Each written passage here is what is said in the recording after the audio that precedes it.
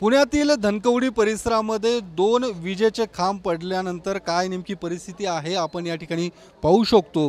एक जो आहे हा रिक्षावरती हा खांब कोसळलेला आहे आणि अशाच पद्धतीने दुसरा खांब देखील जो मुख्य रस्त्यावरती कोसळलेला आहे, ज्यामुळे या परिसरातील वीज साधारणतः 2 तासांपासून गेलेली आहे। या नागरिकांचे प्रचंड असे हाल होताना आपल्याला पाहायला मिळतात। सुदैवानं या रिक्षामध्ये कोणी नसल्यामुळे बचावलेले आहेत आणि काय या रिक्षाची अवस्था झालेली आहे ती आपण या ठिकाणी पाहू शकतो। या ठिकाणी अधिकारी येणं अपेक्षित होतं, मात्र अद्यापपर्यंत MSCBचे असू दे किंवा इतर महानगरपालिकेचे अधिकारी असू दे ते अद्यापपर्यंत या ठिकाणी पोहोचलेले नाही आहेत। मात्र ही घटना अजूनही तशीच आहे। रिक्षा आपण या ठिकाणी पाहू शकतो। या खांब कोसळल्यानंतर मोठा स्फोट, मोठा आवाज देखील या ठिकाणी झाला होता आणि त्यानंतर या आपण पाहू शकतो मोठी गर्दी इथल्या स्थानिक नागरिकांची जमा झालेली आहे आणि आपण पाहू शकतो जो मूळ मुख्य रस्ता आहे त्या ठिकाणची देखील वाहतूक काही वेळ बंद होती। वाहतुकीला देखील मोठा अडथळा आपल्याला होताना पाहायला मिळते। ज्यांची ही रिक्षा आहे ते रिक्षा चालक आता आपल्या सोबत आहेत।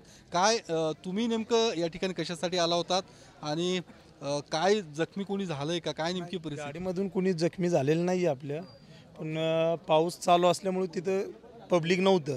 मी आलतो दळण घेण्यासाठी, त्यामुळे ते गाडीवर पडलं, नाहीतर आज नशीब माझं चांगलं आहे म्हणून मी वाचलो, तरी मी जागेवरच गेलो असतो।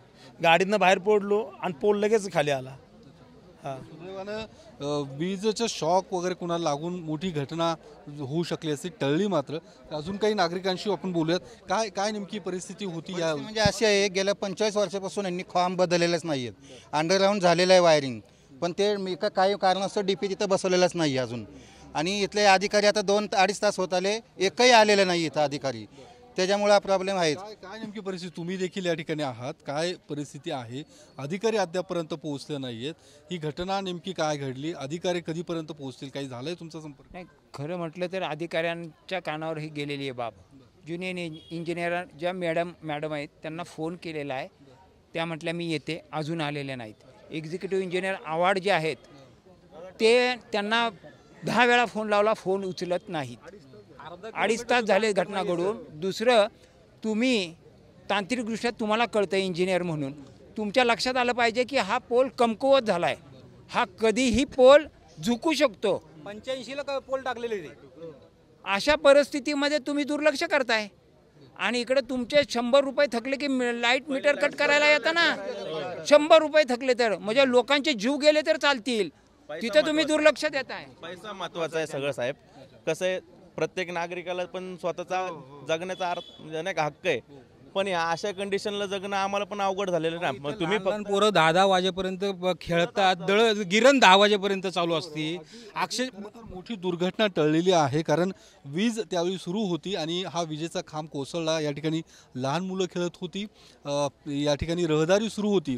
जर कदाचित मुलांवरती आणि जी काही या ठिकाणी परिसरातील नागरिकांवरती जर खांब कोसळला असता तो मोठी दुर्घटना झाली असती। मात्र सुदैवानं या घटनेमध्ये कोणीही जखमी झालं नाहीये।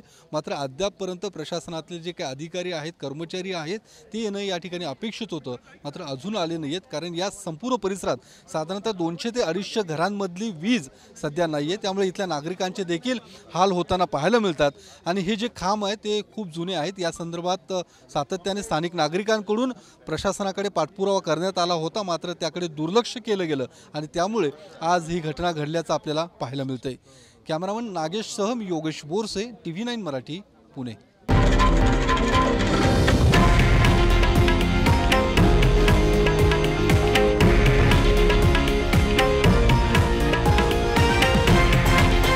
हे आहे देशातील नंबर 1 न्यूज नेटवर्क आणि आपण पाहत आहात TV9 मराठी, एकमेव।